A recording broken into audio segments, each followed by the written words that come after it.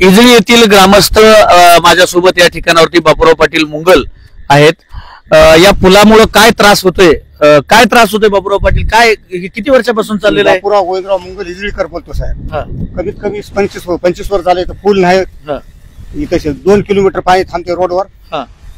पूर्ण रस्ता बंद होती। याने 1.5 वर्ष झालं काम चालू करून केटी गुत्तेदाराने या काम काय चालू नाही, बरोबर काम नाही।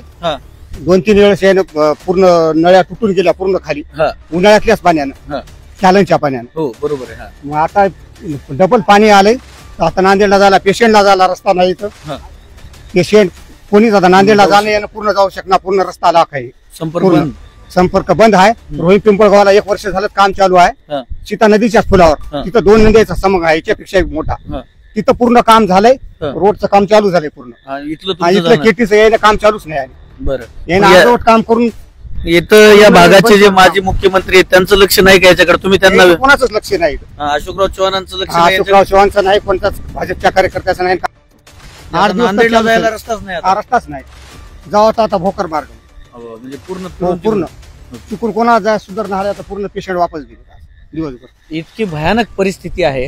गेली 25 वर्ष झालं इथं पुलाची मागणी आहे, तो होत नाहीये। आता तिथं खोदून ठेवलेला आहे आणि गेल्या 1.5 वर्षापासून झालं इथला ठेकेदार गुत्तेदार जो आहे तो वेळकाढूपणा करतोय।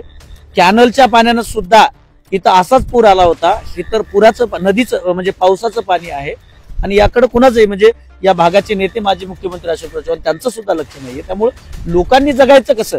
स्वातंत्र्याच्या 70-75 वर्षातली 40-1 वर्ष तुम्हाला सत्ता द्यायची आणि लोकांना आज संपर्क तुटलाय। डिलिव्हरीचे पेशंट आहेत, म्हातारे पेशंट आहेत, इतर पेशंट आहेत, अनेक आता सध्या साथीचे रोग चाललेले आहेत, त्यामुळे डेंग्यूची साथ चाललेली आहे, तापीचे आहेत, त्यामुळे त्यांना आता जिल्ह्याचा संपर्क या मुदखेड शहरातील काही अनेक गावांचा सध्या तुटलेला आहे असं बापूराव पाटलांनी आपल्याला सांगितलं। हे काम झालेलं नाहीये। किती वर्ष झालं या गावातले माझे सहकारी प्रशांत मुंगल माझ्यासोबत आहेत, किती वर्षापासून झालं हे काम या ठिकाणावरती सुरुवात आहे? 1-1.5 वर्षापासून रस्त्याचं काम चालू आहे आणि पूर येते म्हणून अगोदर आपण सांगितलं होतं, निवेदन दिलं होतं या पुलाचं काम तात्काळ गतीनं करा।